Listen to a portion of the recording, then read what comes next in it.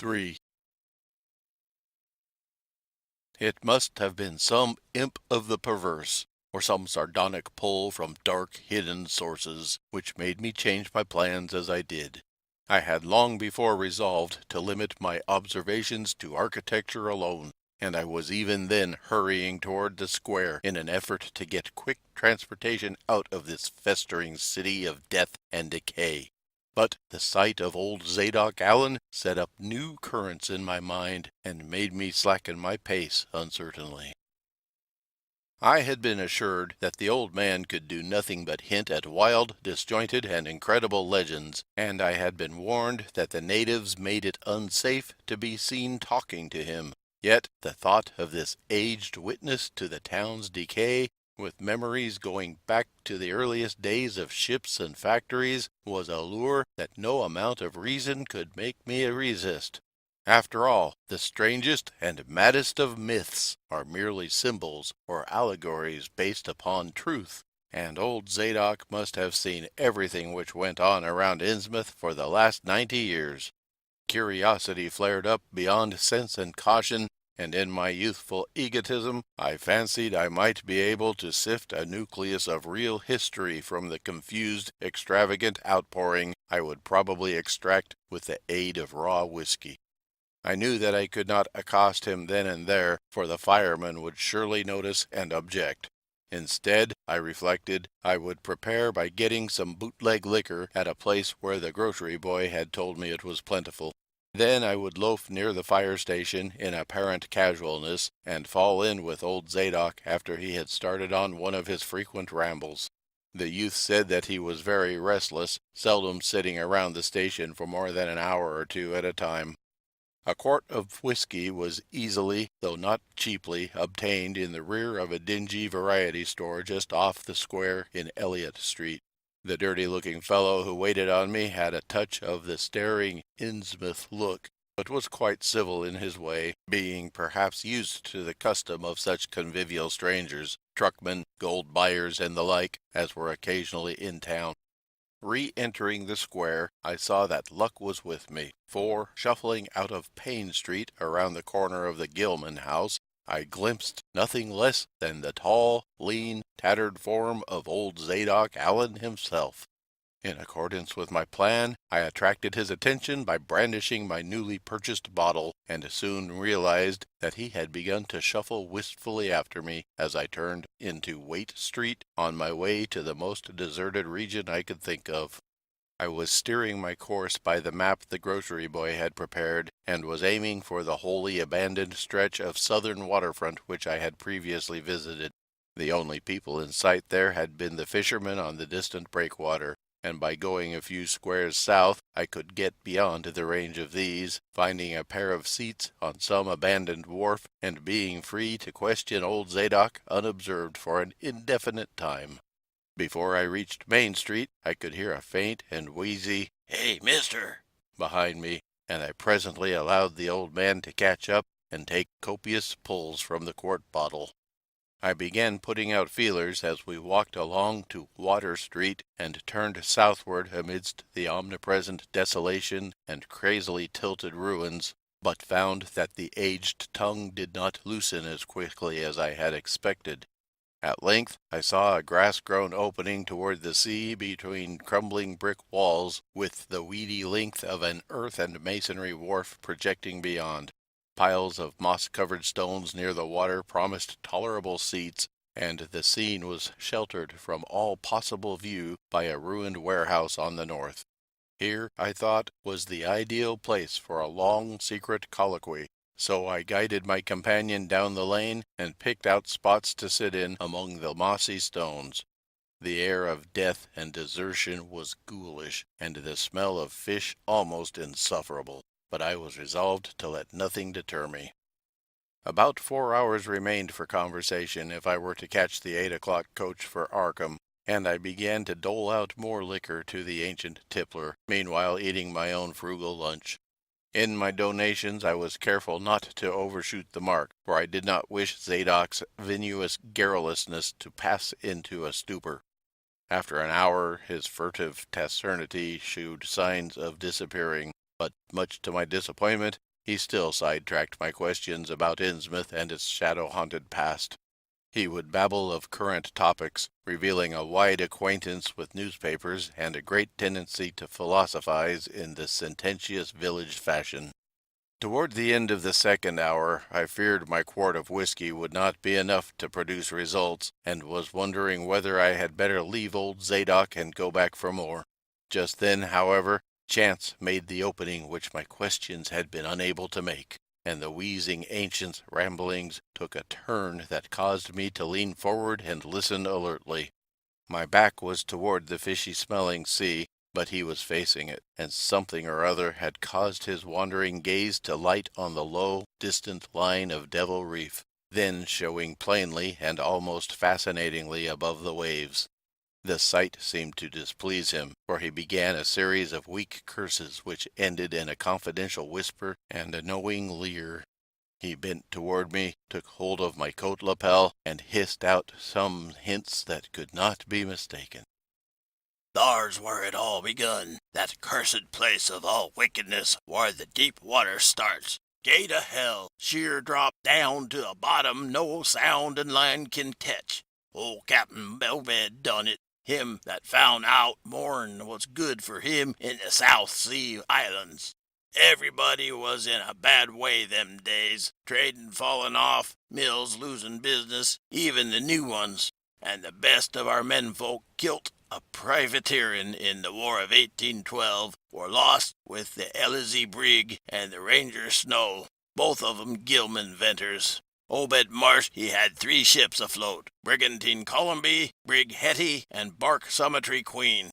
He was the only one as kep on with the East Ingy and Pacific trade, though Esdras Martin's barkentine Malay Pride made a venter as late as 28.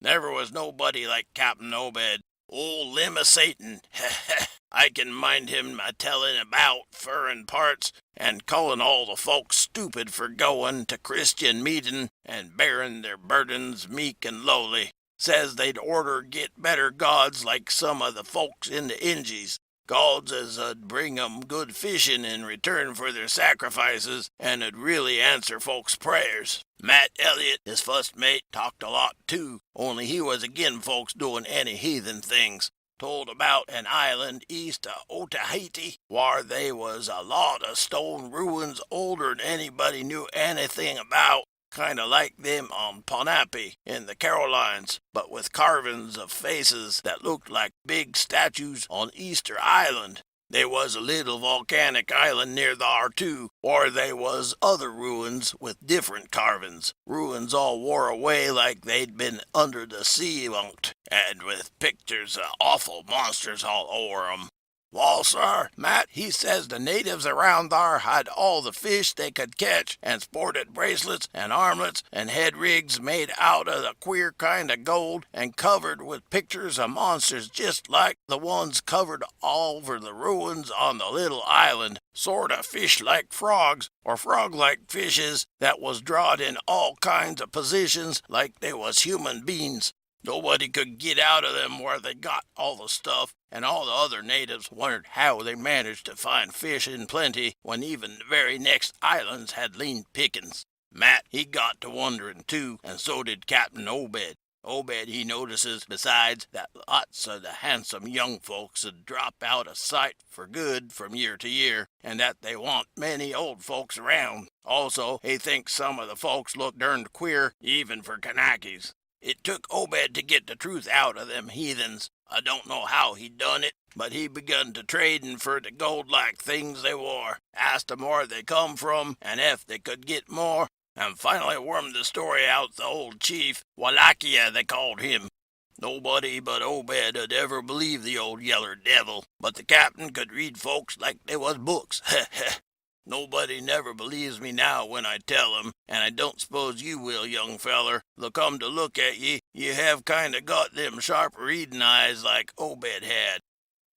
The old man's whisper grew fainter, and I found myself shuddering at the terrible and sincere portentousness of his intonation, even though I knew his tale could be nothing but drunken fantasy.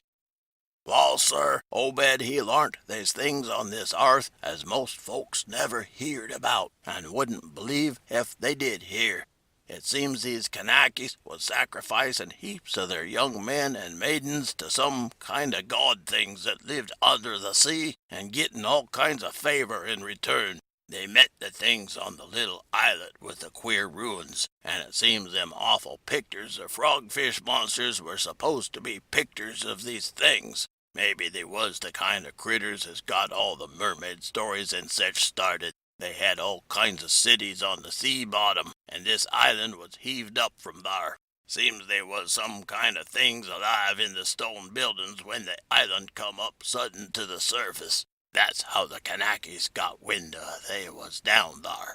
Made sign talk as soon as they got over being skeert, and pieced up a bargain afore long. Them things like human sacrifices had 'em ages afore, but lost track of the upper world arter a time. What they done to the victims it ain't for me to say, and I guess Obed wa'n't no too sharp 'bout askin'. But it was all right with the heathens, because they had been having a hard time and was desperate about everything.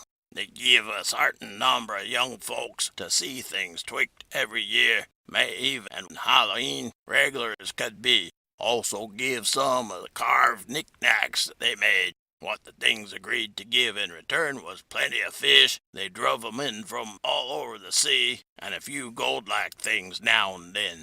Well, as I says, the natives met the things on the little volcanic islet, going thar in canoes with sacrifices, etc., and bringing back any of the gold-like jewels as was comin' to 'em.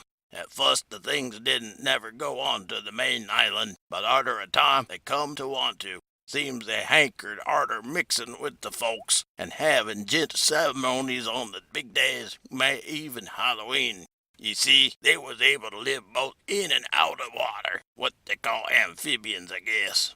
The Kanakies told 'em as how folks from the other islands might want to wipe 'em out if they got wind of their being thar, but they says they don't care much, because they could wipe out the whole brood of humans as they was willing to bother. That is, any as didn't have sartain signs such as was used on't by the lost old ones, whoever they was.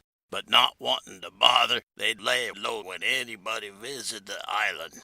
When it come to mating with them toad-looking fishes, the Kanakies kind of balked, but finally they learnt something as put a new face on the matter. Seems that human folks has got a kind of relation to such water beasts, that everything alive comes out of the water onct, and only needs a little change to go back again.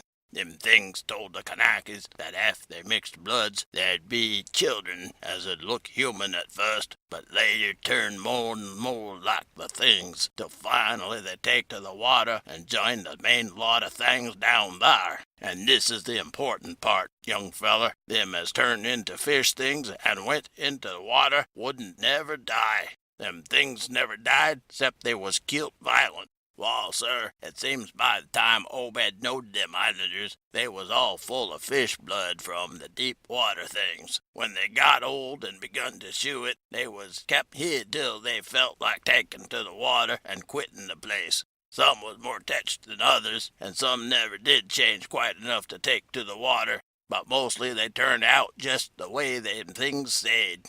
Them as was born more like the things changed hardly, but them as was nearly human sometimes stayed on the island till they was past 70, though they'd usually go down for trial trips afore that. Folks as had took to the water generally come back a good deal to visit, so's a man 'ud often be talkin' to his own 5 times great-grandfather, who'd left the dry land a couple 100 years or so afore. Everybody got out of the idea of dying, 'cept in canoe wars with the other islanders, or as sacrifices to the sea gods down below, or from snake bite, or plague, or sharp galloping ailments, or something afore they could take to the water. But simply look for'ard to a kind of change that warn't a bit horrible arter a while. They thought what they got was well worth all they had give up, and I guess Obed kind of come to think the same himself when he chewed over the Wallachia story a bit. Wallachia, though, was one of the few as hadn't got none of the fish blood, being a royal line that intermarried with the royal lines on other islands. Wallachia, he shewed Obed a lot of rites and incantations as had to do with the sea things, and let him see some of the folks in the village as had changed a lot from human shape. Somehow or other, though, he never would let him see one of the regular things from right out of the water. In the end, he gave him a funny kind of thingamajig made out of lead or something that he said 'ud bring up the fish things from any place in the water where there might be a nest of 'em. The idea was to drop it down with the right kind of prayers and such. Wallachia allowed as the things was scattered all over the world, so's anybody that looked about could find a nest and bring 'em up if they was wanted. Matt, he didn't like this business at all, and wanted Obed should keep away from the island, but the captain was sharp for gain, and found he could get them gold-like things so cheap it'd pay him to make a specialty of 'em. Things went on that way for years, and Obed got enough of that gold-like stuff to make him start the refinery in Waite's old run-down fulling mill. He didn't dust all the pieces like they was, for folks 'ud be all the time asking questions. All the same, his crews 'ud get a piece and dispose of it now and then, even though they was swore to keep quiet, and he let his women folks wear some of the pieces as was more human-like than most. Well, come about 38, when I was 7 years old, Obed he found the island people all wiped out between voyages. Seems the other islanders had got wind of what going on, and had took matters into their own hands. S'pose they must have had. Arter all, them old magic signs, as the sea things says, was the only things they was afeard of. No telling what any of them Kanakies will chance to get a holt of when the sea bottom throws up some island with ruins older'n the deluge. Pious cusses these was. They didn't leave nothing standing on either the main island or the little volcanic islet, except what parts of the ruins was too big to knock down. In some cases they was little stones strewn about, like charms, with something on 'em like what you call a swastika nowadays. Probably them was the old ones' signs.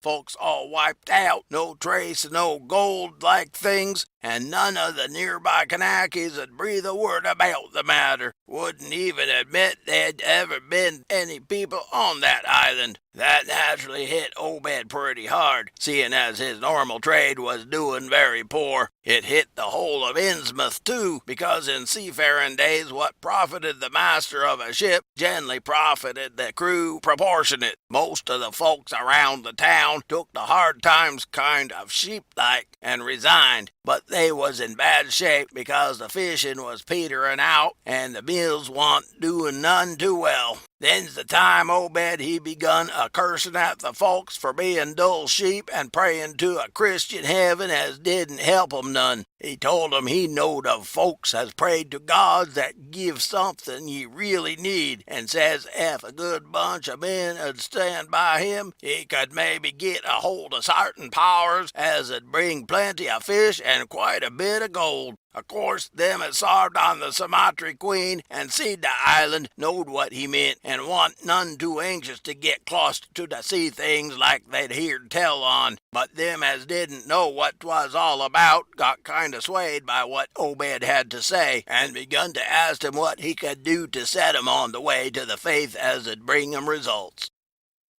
Here the old man faltered, mumbled, and lapsed into a moody and apprehensive silence, glancing nervously over his shoulder, and then turning back to stare fascinatedly at the distant black reef.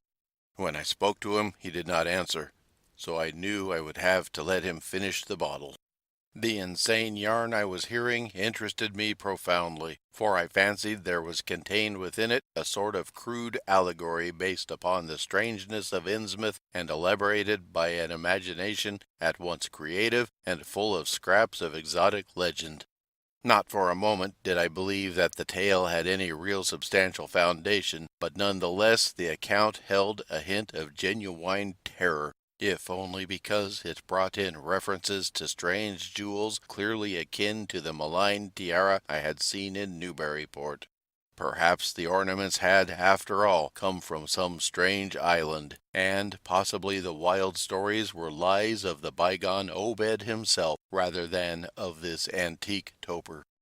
I handed Zadok the bottle, and he drained it to the last drop.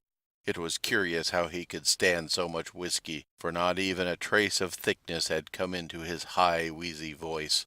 He licked the nose of the bottle and slipped it into his pocket, then beginning to nod and whisper softly to himself. I bent close to catch any articulate words he might utter, and thought I saw a sardonic smile behind the stained, bushy whiskers. Yes, he was really forming words, and I could grasp a fair portion of them. Poor Matt, he allus was agin it. Tried to line up the folks on his side, and had long talks with the preachers. No use. They run the Congregational parson out of town, and the Methodist feller quit. Never did see Resolved Babcock, the Baptist parson, again. Wrath of Jehovah, I was a mighty little critter, but I heerd what I heerd, and seen what I seen. Dagon and Ashtaroth, Belial and Beelzebub, golden calf, and the idols of Canaan and the Philistines, Babylonish abominations. Mene, tekel, upharsin. He stopped again, and from the look in his watery blue eyes, I feared he was close to a stupor after all. But when I gently shook his shoulder, he turned on me with astonishing alertness and snapped out some more obscure phrases. Don't believe me, hey?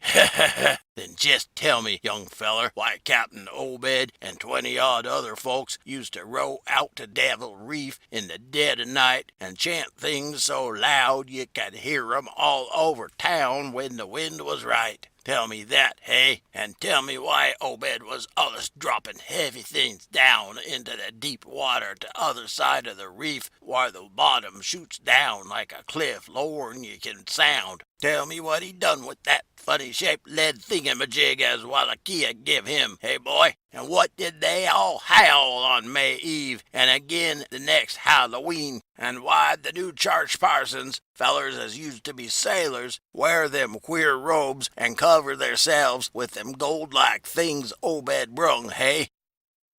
The watery blue eyes were almost savage and maniacal now, and the dirty white beard bristled electrically. Old Zadok probably saw me shrink back, for he had begun to cackle evilly. Beginning to see, hey? Maybe you'd like to have been me in them days, when I seed things at night out at sea from the cupola top of my house. Oh, I can tell ye, little pictures of big ears, and I wa'n't missing nothing of what was gossiped about Captain Obed and the folks out on the reef.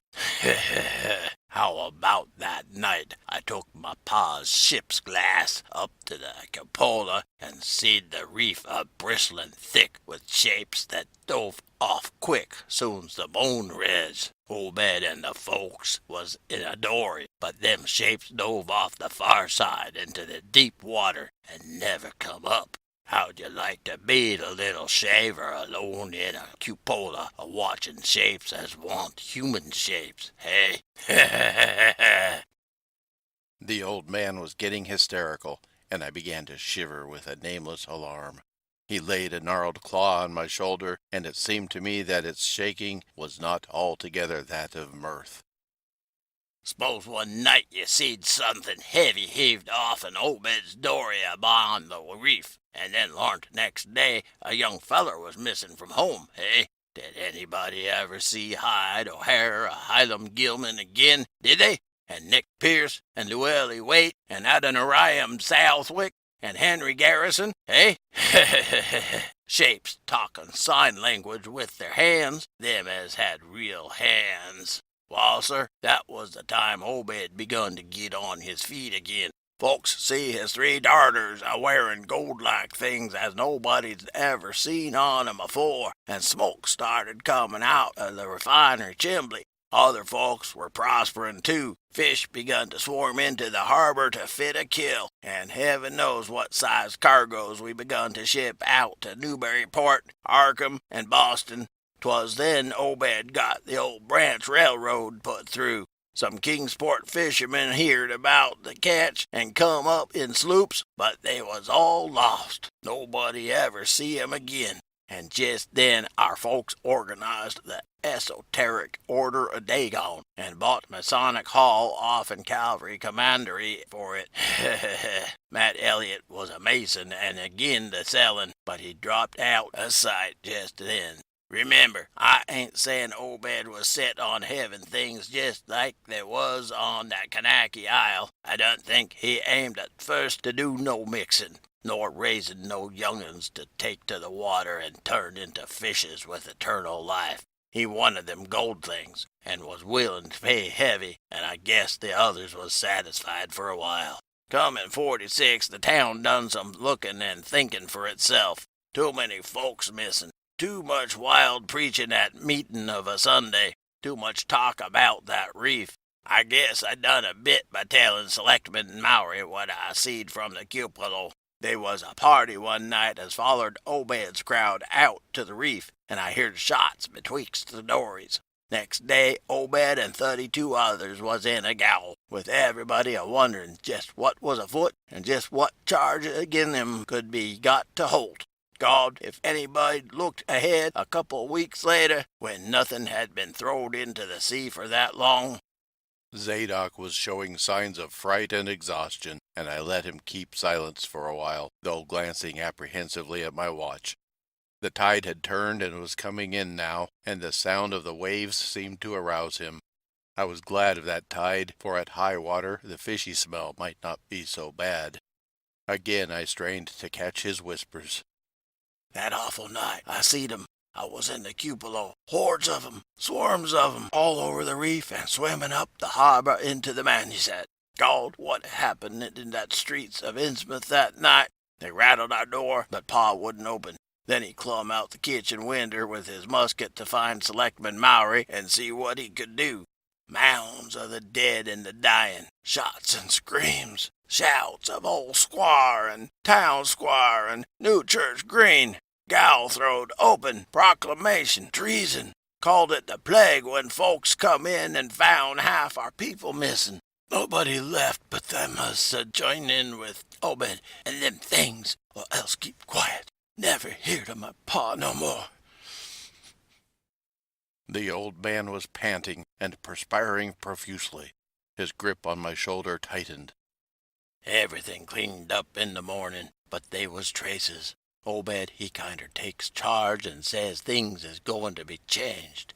Others'll worship with us at meetin' time, and sartain houses he's got to entertain guests. They want to mix like they done with the Kanakis, and he for one didn't feel bound to stop 'em. Far gone was Obed, just like a crazy man on the subject. He says they brung us fish and treasure, and should have what they hankered arter. Nothing was about to be different on the outside, only we was to keep shy of strangers ef we knowed what was good for us. We all had to take the oath of Dagon, and later on they was second and third oaths that some on us took. Them as 'd help special 'd get special rewards, gold and sech. No use balkin', for they was millions of 'em down there. They'd rather not start rising and wiping out mankind, but if they was gave away and forced to, they could do a lot towards just that. We didn't have them old charms to cut 'em off like folks in the South Sea did, and them Kanakis wouldn't never give away their secrets.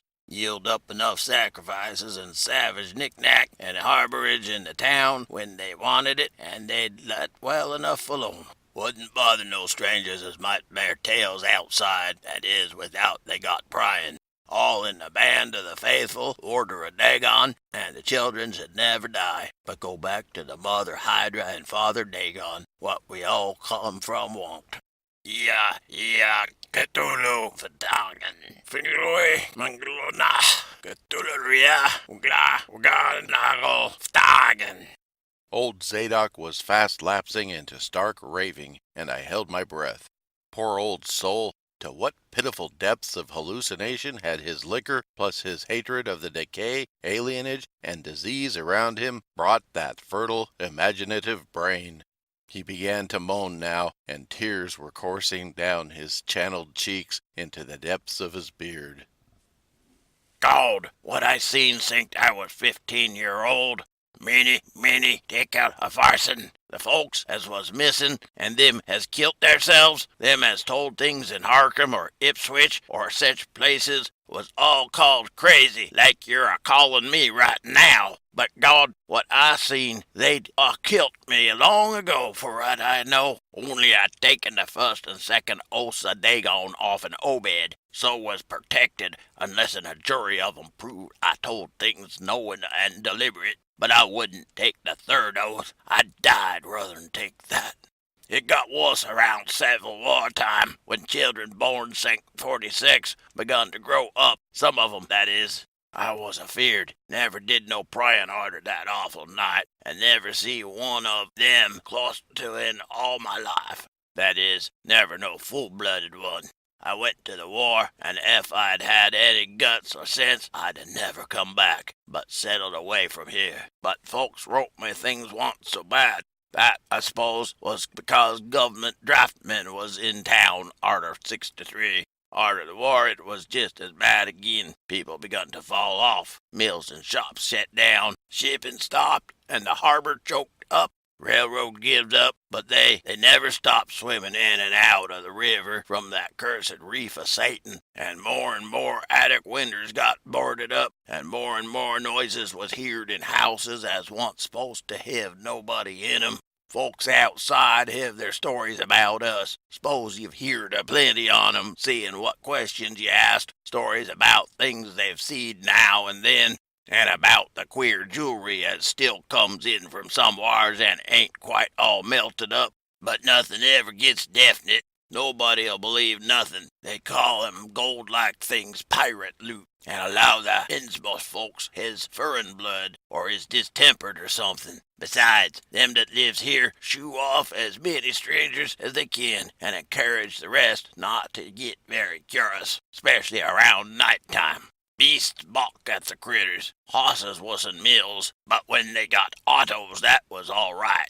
In '46, Captain Obed took a second wife that nobody in town ever see. Some says he didn't want to, but was made to by them as he called in. Had 3 children by her, 2 as disappeared young, but one gal as looked like anybody else and was educated in Europe. Obed finally got her married off by a trick to an Arkham feller as didn't suspect nothing. But nobody outside'll have nothing to do with Innsmouth folks now. Barnabas Marsh that run refinery now is Obed's grandson by his first wife, son of Onesiphorus, his eldest son, but his mother was another one of them as wa'n't never seed outdoors. Right now Barnabas is about changed. Can't shed his eyes no more, and is all out of shape. They say he still wears clothes, but he'll take to the water soon. Maybe he tried already. They do sometimes go down for little spells afore they go for good. Ain't been seed about the public for nigh 10 years. Don't know how his poor wife can feel. She come from Ipswich, and they nigh lynched Barnabas when he courted her 50-odd year ago. Obed he died in '78, and all the next generation is gone now. The first wife's children dead, and the rest God knows. The sound of the incoming tide was now very insistent, and little by little it seemed to change the old man's mood from maudlin tearfulness to watchful fear. He would pause now and then to renew those nervous glances over his shoulder or out toward the reef, and despite the wild absurdity of his tale, I could not help beginning to share his vague apprehensiveness. Zadok now grew shriller, and seemed to be trying to whip up his courage with louder speech. Hey, you, why don't you say something? How'd you like to be living in a town like this, with everything a-rotting and dying, and boarded-up monsters crawling and bleating and barking and hopping around black cellars and attics every way you turn? Hey, how'd you like to hear howling night arter night from the churches and order a dagon hall and know what's doing part of the howling? How'd you like to hear what comes from the awful reef every May Eve and Hallowmas? Hey, think the old man's crazy, eh? Well, sir, let me tell you that ain't the worst. Zadok was really screaming now, and the mad frenzy of his voice disturbed me more than I care to own. Curse you, don't sit there a-staring at me with them eyes. I tell Obed Marsh he's in hell, and he's got to stay there. In hell, yes, I says. Can't get me. I ain't done nothing nor told nobody nothing. Oh, you young feller? Why, even I ain't told nobody nothing yet. I'm a-going to now. You just sit still and listen to me, boy. This is what I ain't never told nobody. I says I didn't do no prying arter that night, but I found things out just the same. You want to know what the real horror is, hey? Well, it's this. It ain't what them fish devils has done, but what they're a-going to do. They're a-bringing things up out of where they come from into the town. Been doing it for years, and slackening up lately. Them houses north of the river, betwixt Water and Main Streets, is full of 'em. Them devils, and what they brung, and when they get ready. I says when they get ready. Ever heard tell of a Shoggoth? Hey, do you hear me? I tell you, I know what them things be. I seen 'em one night when...